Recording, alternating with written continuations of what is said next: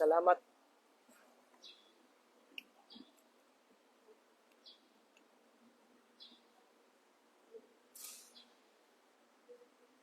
Maayong buntag sa tanan. Salamat sa mensahe sa awit. And naga-remind ka nato, no? Nga kining tanan nahimo kini siya tungod sa kay Jesus Christ. And through Jesus Christ, nakaangkon kita o kaluwasan. Through Jesus Christ, nakaangkon kita o eternal life. And praise God o dalaygon gayud siya. Ug labaw sa tanan, si Jesus Christ namatay para sa church. Ipakamatyan niya ang iglesia. Ug mao kana kita. Now karon nga buntag, still magapadayon kita sa pagtuon may tungod sa church. For how many Sundays nagaisugod kita about church. And pila ka mga Sundays nagaisugod kita may tungod sa body of Christ. Isa sa pag-describe sa church is the body of Christ. And kitang tanan, nabilong kita sa usa ka lawas. That is the body of Jesus Christ. Ato natunan nga ang church iyaha nga gihatagan og a gift, no? Ang matag usa. Tanan nga nakadawat kang Jesus Christ na iya nga personal nga manluwas, gihatagan niya og spiritual gift ug mao kini siya ang iya nga gamiton sa pag-serve in order nga mag-grow. Not only nga gihatagan kita og spiritual gift, but ang church gihatagan niya og gifted men. Okay? And mao to ato nga naisgutan last Sunday. Now, ang purpose meaning is spiritual gifted men para ato ang ma-exercise, magtubo kita, ang ato ang mga spiritual gift, ato kini siyang magamit din sa lawas ni Jesus Christ. Ang purpose is to build up, aron sa paglig-on sa lawas ni Kristo. Kaya ang result kung ang lawas ni Kristo lig-on, adunay spiritual unity, adunay love, adunay pagpaubos, ug adunay kalinaw dinha sa lawas ni Kristo. Now karon nga buntag magaisgot kita about the beauty of a healthy church. Kitang tanan naga-desire kita nga mag-healthy kita. Nagainom kita og mga vitamins para sa atong lawas. Naga-exercise kita, gina-maintain nato ang ato ang timbang. Tungod kay nindot kayo ang usa ka kanibitaw magkinabuhi bitaw kang walay ginabati ug walay maintenance sa lawas. Now karon din sa Acts chapter 4 verses 32 to 37, ato kini nga basahon then sunda lang sa inyo nga mga mata. Acts chapter 34 verses 32 to 37. Now the full number of those who believed were of one heart and soul. And no one said that any of the things that belonged to him was his own, but they had everything in common. And with great power the apostles were giving their testimony to the resurrection of the Lord Jesus, and great grace was upon them all. There was not a needy person among them, for as many as were owners of lands or houses sold them, and brought the proceeds of what was sold, and laid it at the apostles' feet, and it was distributed to each as any had need. Thus Joseph, who was also called by the apostles Barnabas, which means son of encouragement, a Levite, a native of Cyprus, sold the field that belonged to him, and brought the money, and laid it at the apostles' feet. Ang gina mag-bless siya nga pulong nga to ang pamalandungan karon nga buntag mag-praise sa kita. Ginoo pasalamat kami karon nga adlaw nga makapamalandong kami Ginoo sa imong pulong part Ginoo sa mga pagsimba mao Ginoo ang amo ang pagpakaon Ginoo sa mga spiritual life. Nagahangyo kami Lord nga gamitan mong alagad karon. Pray kami nga Holy Spirit magalihok Ginoo sa mga tagsa-tagsa ka mga kasing-kasing. Lord, naghangyo kami. Tabay kami Ginoo ang matagusan, nag-pray, nag-desire sa usa ka healthy church. Yes, Lord, dili perfect. Tungod kinapa kami Ginoo nini nga presensya sa sala. Napa kami Ginoo old nature. So tabay kami Ginoo mag-strive kami Ginoo by your grace. Amo ang Ginoo nga ma-practice, amo nga mahimo, ang amo nga tagsatagsa ka mga part dinasulod sa church, dinasulod sa lawas ni Jesus Christ. Tungod kay we belong. So sa kalawas, aduna kami part Ginoo. Ang purpose not to glorify ourselves, but to glorify the name of Jesus Christ. Lord, i-blessing yung mga pulong, bisan pag Ginoo sa mga pagpadayon karon. Kinam ginatugyan o ginapasalamatan sa ngalan ni Jesus nga mong manuluwas. Amen and amen. Now, God desires a pure church and takes the sin of His people seriously. Now, sa kining nga passage nga to ang gibasa ug ato nga matun-an karon, naginanglan kini siya og seryoso nga pagpamalandong, no? Nindot kini nga passage sa scripture dinhi sa Acts tungod kay the early church had experienced extraordinary blessing. Mao kini siya ang unang nga church nga na tukod, and ginatawag kini siya nga the golden age of the church. The Holy Spirit had come in power. Thousands were being saved. Believers were united in love. There was joy, generosity, boldness, and spiritual power. Kung mo kini siya nga itong makita sa kini nga church. Okay? Kini nga mga adlaw nga ilahang gihatag sa Ginoo, gipangalagad sa Ginoo, were days of joy, gugma. There were days of sharing, days of fellowship. Ug ang ilang kalipay nagkasubra ang ilang kalipay.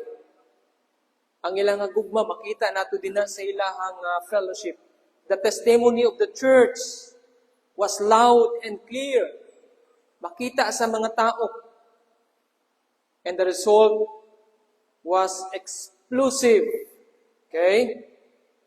And kung tanaw na to ang mga chapters sa kining Acts, chapter 1, chapter 2, chapter 3, and chapter 4, magita na to ni that there are 15 to 20,000 people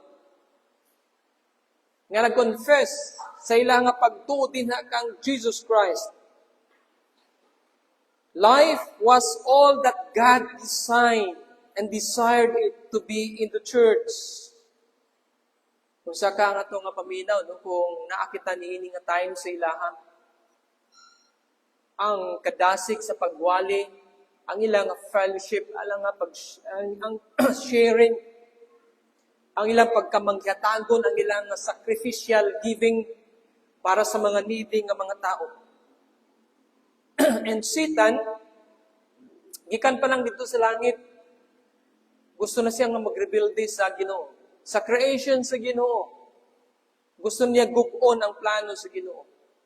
Now, dinhi, gusto sab niya gug-on ang church. Okay? Nag-persecute, kung basahon na to, no? They were victorious. The more nga nagadaghan noon sila, the more nga nagakalipay sila, the more they were persecuted, the more they prayed, the bolder they became, the bolder they became, the more people believed and were added to the church. Side sa church. And naging epektibo kini siya. He cannot destroy the church from the outside. So he seeks to weaken it from inside. In Acts chapter 5, makita natong duha ka pangalan dinhi. Nagidisiplina sa Ginoo si Ananias and Sapphira. Okay? Now, kini nga story nagahatag ka nato og crucial truth, no? Ug mao kini siya ang gusto na ko i-share sa inyo, ang big idea na gusto na ko i-share sa inyo, that God desires a holy church and takes the sins of people seriously. That's why ang atong theme karon nga buntag, na gusto na ko i-share sa inyo, is the beauty of a healthy church. Din sa Acts chapter 4, 32 to 37. Before si Luke nagahisgot may tungod sa sala, in chapter 5, gipakita niya una kung unsa ka maanindot ang usa ka himsog nga church. Okay? You cannot understand the ugliness of chapter 5 unless you first see the beauty of chapter 4 in Acts. Okay?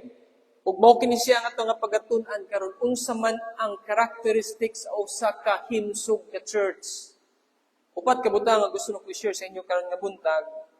And kung itugod sa Ginoo by fourth Sunday, atong padayonon pagtuon sa chapter 5. Okay? May tungod sa sala nga na-commit dinhi sulod sa church. Okay? Now, unsa ang mga characteristic nga makita nato dinhi sa usa ka healthy church? Number 1, they were united in heart. In verse 32, ingon sa dinhi, now the full number of those who believe, okay? Now the full number, tanan, of those who believe were of one heart and soul. Okay? Now, makita nato din una, they were experiencing a real spiritual unity. Ug mao kini siya ang prayer ni Apostle Paul, mao kini ang prayer ni Jesus Christ. No, kung basahon nato mao kini ang desire ni Apostle Paul. Kung basahon nato last kung kinumdum kamo nga akong kining i-quote last Sunday, dinhi sa Philippians chapter 1 verse 27. Ingon pa ni Apostle Paul dinhi, only let your manner of life be worthy of the gospel of Christ, so that whether I come and see you or am absent, I may hear of you that you are standing firm in one spirit and with one mind, striving side by side for the faith of the gospel. Ang praise din ang makita natin is one spirit, one mind.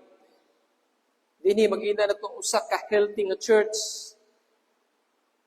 They had one heart and one soul. Mao kini usab ang prayer ni Apostle Paul na sa kita nga daghan siya mga lugar, churches nga gisulatan. Ang isa nini mao ang Corinth. Ang isa ka problema sa Corinth, division. Okay? Wala sila pa naghiusa. Ingon sila, ako kang Apollos, ako kang Paul, ako kang Peter, ako kang Jesus Christ. Adunay division sulod sa church. Adunay paglabo na sa ilang spiritual gift. And the same prayer ni Apostle Paul sa Philippians, the same prayer nga gusto niya din sa Corinth.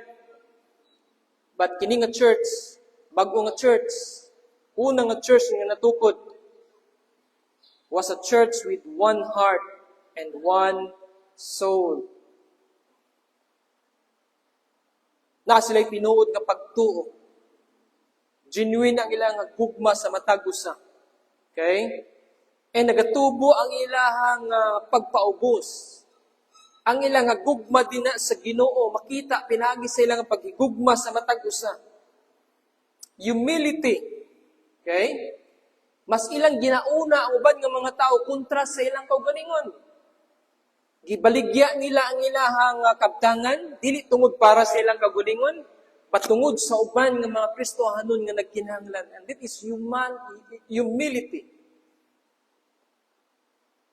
This is spiritual unity, not organizational unity, not superficial agreement, not forced uniformity, but genuine unity produced by the Holy Spirit. They love one another deeply. They were one in doctrine, one in purpose, one in affection. Mao kini siyang prayer ni Jesus Christ ni Philippians 17:21. Inyo sa dinhi at spiritual health. Pangutano nato itong kaugalingon. Am I contributing to unity or division? Ang akong ginahimo ba ang akong kaugalingon? Ang akong presensya ba sa church, naka-create ba kini siya og unity or division? Am I quick to forgive? Do I promote peace or gossip? Pamalandungan na to, o i-evaluate na to ang atong kaugalingon. O gayhob, nga kini nga bahin, mag-grow kita. Mag-strive kita. Nga ang hinungdan, nga akong kinabuhi, mo hinungdan sa panaghiusa sa church. Second, nga makita nato sila dinhi, they were bold in preaching. Okay? They were bold in preaching. In verse 33. And with great power, the apostles were giving their testimony to the resurrection of the Lord Jesus. And great grace was upon them. Okay? The first nga itong makita din is their loving unity. And the second was their strong preaching. Powerful preaching. Gikan ni ini nga church. Timana nato nga in Acts chapter 1 verse 8, nadawat nila ang Holy Spirit, nadawat nila ang gahom sa Holy Spirit. Kung sa gingon din sa Acts 1:8, but you will receive power when the Holy Spirit has come upon you, and you will be my witnesses in Jerusalem and in all Judea and Samaria, and to the end of the earth. Okay? Now, tungod kay nadawat na nila ang Holy Spirit, naa na sila'y kadasig, kaisog, nga nagapadayon sa pagwali sa pangalan ni Jesus Christ, may tungod sa pagkabanhaw ni Jesus Christ. No, kabalo mo, kini nga mga Kristohanon, they were too busy loving each other. Busy sa pag-share sa matag usa. Labaw sa tanan, busy sila sa pagsangyaw sa kaluwasan, pagwali sa pagkabanhaw ni Jesus Christ, nga wala na sila'y time sa hisgot sa ilang kaugalingon. Idle talk or gossip or backbiting or criticism. Self-gratification, self-glory. Wala na sila'y panahon nini. Ang ilang panahon, gihatag na nila sa pagwali sa pulong sa Ginoo. Ang ilang priority sa ilang kaugalingon, ang ilang priority, the priority was to love one another, to be united in one fellowship together, and proclaim the risen Christ. Mao kini ang nakanindot sa kini nga church. The church was not distracted. They were centered in the gospel. Ang ilang mensahe klaro kayo. Jesus is alive. They were not distracted by personal agendas. They were occupied with gospel mission. ug nindot kayo ingana unta ang church, no? Ang usa ka healthy nga lawas, ang iya nga energy para nga mabuhi siya, para mag-grow siya, not fighting itself. When the immune system attacks the body, disease results. When the immune system mistakenly attack the body's own healthy cells, tissues, organs, mao kini siya ang ginatawag nga autoimmune disease. Okay? Now, may tabo ka na siya, an autoimmune disease happens because the immune system, which is supposed to protect you from harmful invaders like bacteria and viruses, ang iyang ginatake na noon ang unsa man mga maayong na cells sa atong lawas. Unsa ang result? May mga pipila ka mga disease, no? Sama sa rheumatoid arthritis. Unsa iyang ginatake? Ang mga joints. Type 1 diabetes. Attacks insulin-producing cells in the pancreas. Lupus. O guban pa nga mga sakit sa ato nga lawas. Muna ang pinakadelikado sa ato nga lawas. Nga imbis ang ato nga immune system mo'y mag-protect ka nato sa ato nga mga organs, sa ato mga cells, ang delikado kung iyan ang unayon ug atake ang ato ang lawas. Likewise, churches become unhealthy when members attack one another instead of advancing the gospel. Nakita ninyo ang comparison sa kining autoimmune disease sa church. Higala, part ka sa lawas ni Kristo.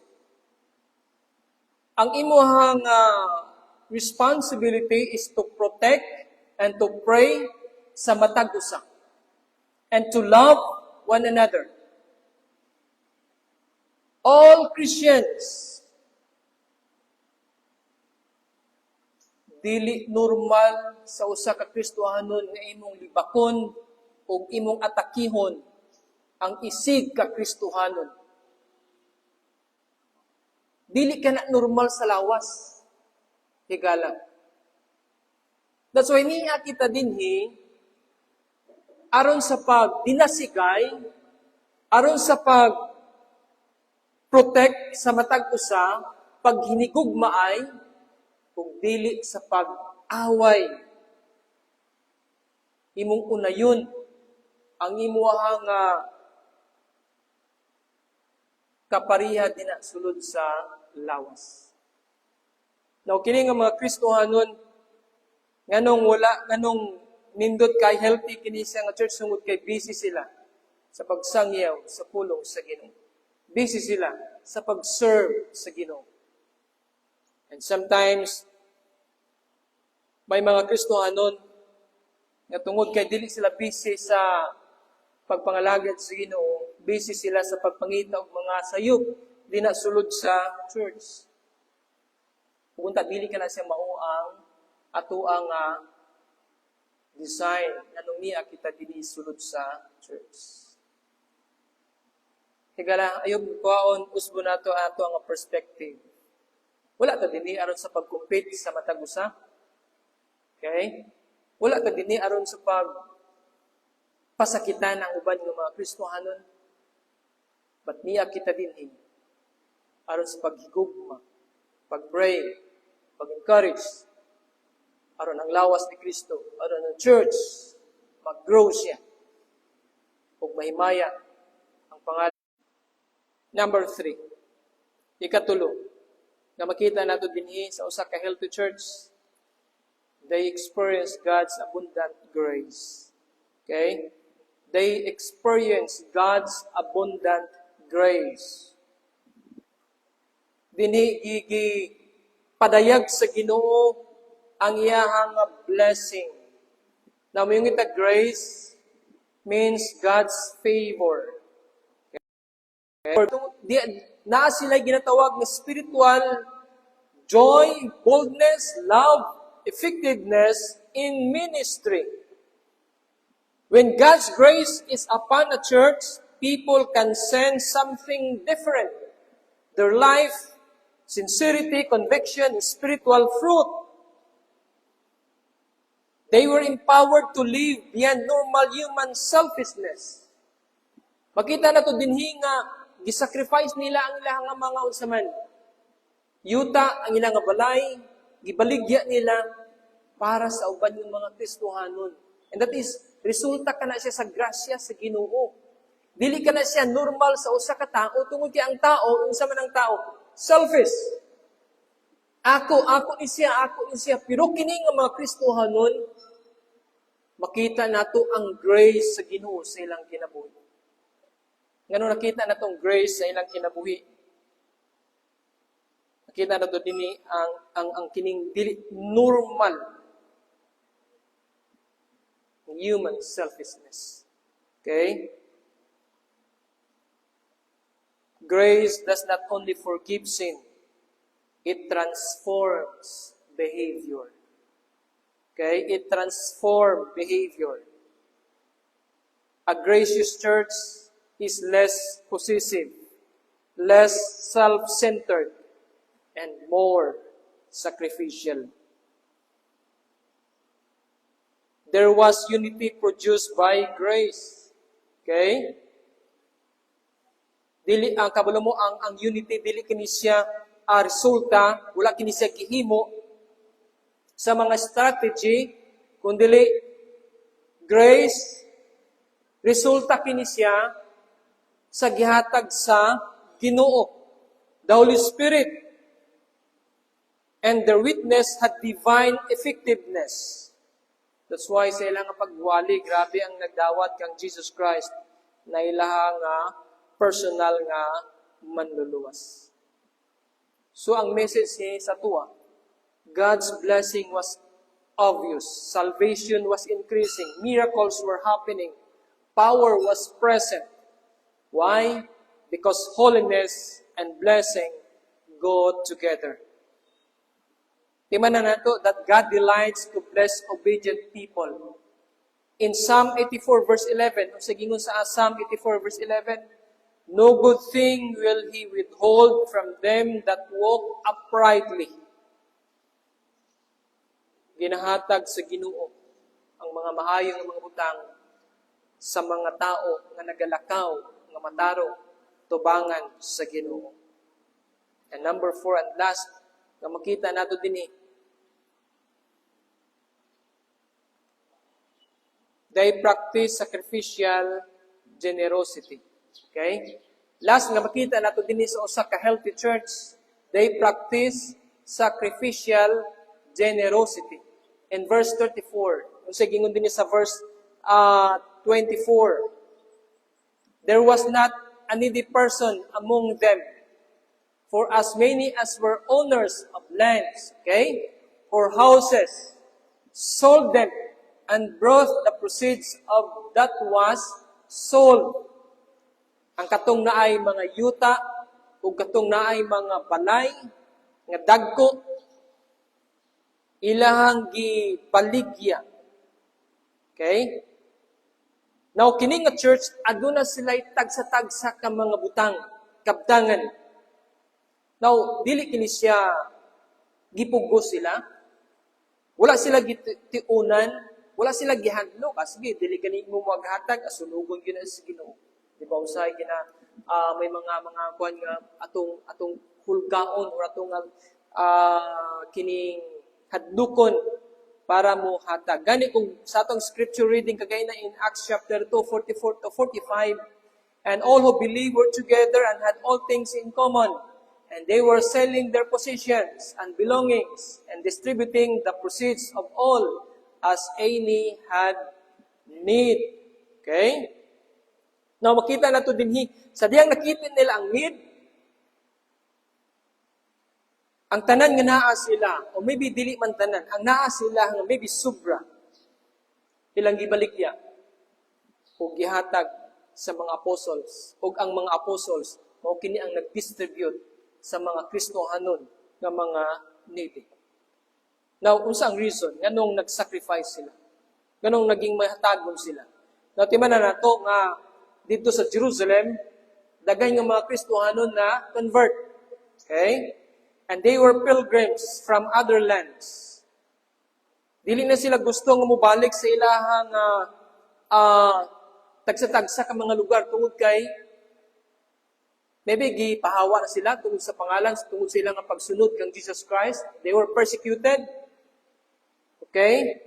And wala na ilain nga church nga ilahang apuyan. Nang pungutan na kinsa ang mag-support sila. Kinsa ang mag-atiman sila. O kini nga church, kita nato dinhi nga wala na ilain.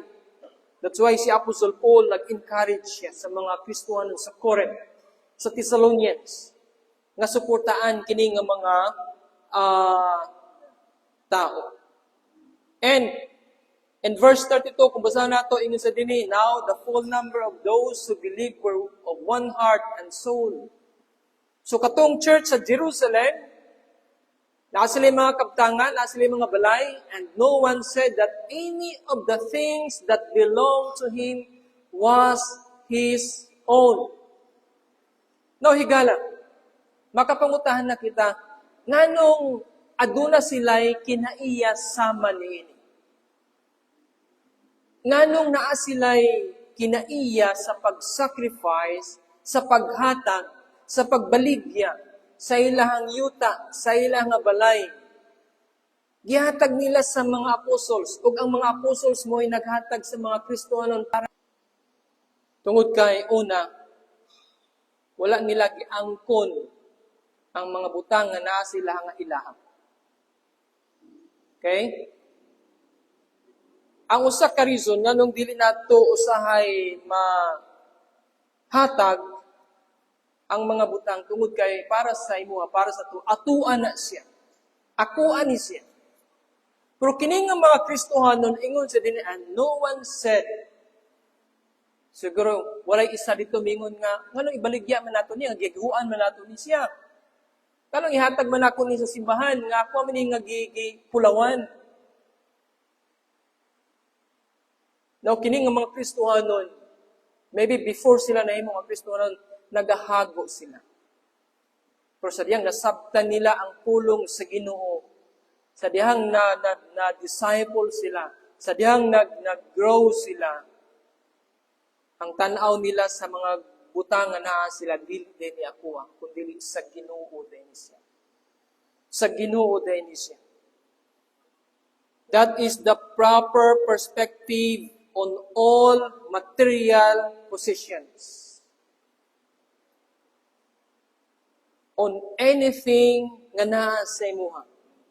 Any money that you possess, anything in the bank, anything in savings, properties, it is not yours. Mutuo ba mo niya na?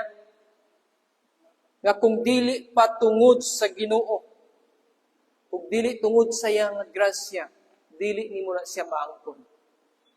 That's why wala kita tuwa. So ang Kristohanon nga adunay perspective sama niini, dili siya ana. Kay kung nasabtan nato, nganong gihatag ka na sa Ginoo first para ma-provide ang panginahanglanon sa family. Itong mga anak, ug tibuok nga family. Pero labaw sa tanan, kung nagkinahanglan ang matag-usa dinasulod sa church kung sa to ang pagpangalagan sa Ginoo. Kung mao kini siya ang gusto nga attitude nga maangko nato sa Ginoo. This church was remarkable because of its unity. Devotion to preach the gospel. being showered with God's power and grace. And because everybody looked at everything they had and saw it as belonging to whoever needed it more than they did. Kung mao kini nga klase nga church nga gusto sa Ginoo. Kung nganong gipakita kini nganong nahimo kini nila tungod sa grasya sa Ginoo. In verse 34, ingon dinhi, and there was not a needy person among them, for as many as were owners of lands or houses sold them and brought the proceeds of what was sold. Siguro ang uban ingon nga sobra-sobra naman kay niya ang atong mga yuta nga napalit. Kay numdum ko sa testimony ni Pastor Mark ngayang gibaligya niya ang yuta ug balay tungod kay nag-mission sila dito sa Turil. Okay? And daghan nga mga tao nga nagatigom, nagapalit og mga kabtangan para sa ilang kaugalingon. But kung para sa mission, kung para sa bulaton sa Ginoo, dili makahatag. Maybe mingon sila, ako na lang ning ibaligya. Sobra naman kaayo ning yuta nga akong napalit. Kung saon man ako ni siya, mubalik na lang Ginoo, di man yapon ako ni magamit. Ako ning ibaligya o ihatag na ako sa church. Ihatag na ako sa mga apostles. Tungod kay adunay mga Kristohanon nga nangaluwas, nga naa din na nagpuyo para mapakaon sila.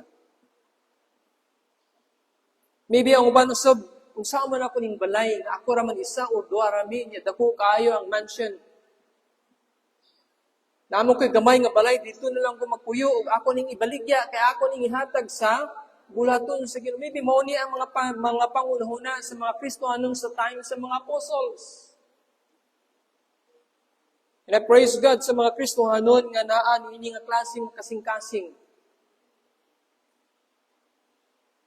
Okay?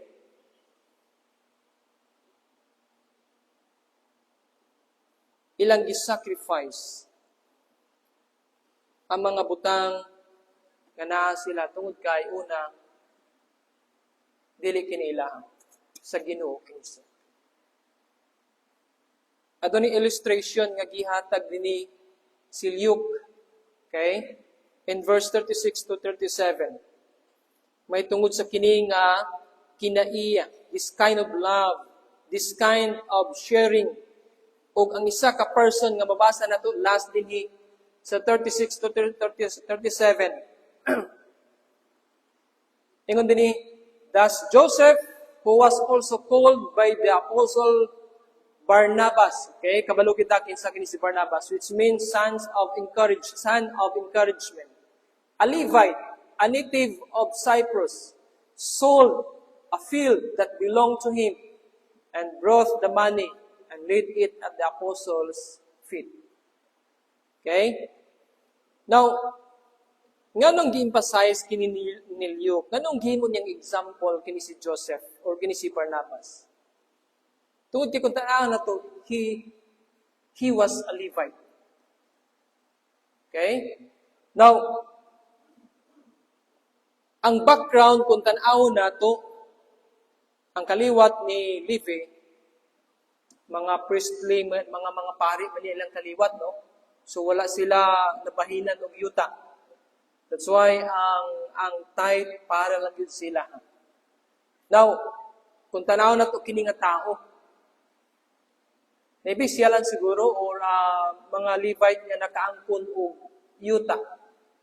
Kung siya yung gihimo, sold a field that belonged to him. Okay? Sold a field that belonged to him. Iyahang gibaligya ug iyahang nga gihatag. Okay? Dito sa mga apostle. Maybe iyang nakita nga ang mga Levites sa Old Testament wala may mga kaptangan. So ako na lang siyang ibaligya. Aron ihatag sa buluhaton sa Ginoo. Now, kinsa kini siya si Joseph, si Barnabas, kung basahon na to sa Acts chapter 11, gidescribe siya din no? He was a good man, full of the Holy Spirit and of faith. He was a man known for his comfort, exhortation, counselor. He was somebody who could come alongside people and change their life. Pinagi saya nga pag-encourage. Okay? That's why ang iyang nickname, Barnabas. Because everywhere he went, he encouraged people so much. So he is this godly man here. So kini nga church, makita nato din usa kini ka-well-known nga kumpanya ni Apostle Paul, si Barnabas. Punta nato sa chapter 4. So, the church is in unity, sharing love and fellowship. Kung mao kini nga klase nga church, ang usa ka healthy nga church. Ayob nga mao kini ang ato nga prayer higala. No? Ang ato nga prayer. Nga mag-strive kita for unity. Nga dili mahimo nga ang atong kaugalingon mo'y hinungdan sa division. Kundili for love and unity. They were united in heart. They were bold in preaching. They experienced God's abundant grace. And last, they practiced sacrificial generosity. This is a healthy church. Mag-pray kita. Amahan ng mga langit noon, Diyos ng balaan, Lord, salamat Ginoo sa imong pulong. Salamat Ginoo sa pag-remind imo kanang. Salamat Lord tungod kay ikaw matinumanon Lord sa among kinabuhi. Giluwas nimo kami Ginoo, taliwala Ginoo sa mga pagkamakasasala. Salamat Lord sa privilege ng imong gihatag kanamo nga nabilong kami dina sa lawas ni Jesus Christ. Bisa ba Ginoo sa mga pagpadaan karon nagapray kami nga ang Holy Spirit magalihok Ginoo sa mga tagsa-tagsa ka mga kasing-kasing. Nga amo kini Ginoo nga ma-apply. Tabahin kami Lord. Dili kini namo mahimo Ginoo kung wala Ginoong tabang sa Holy Spirit, wala imong grasya. Nagapray kami nga unta ang among kinabuhi, ang among kaugalingon, mahimo Ginoo nga blessing.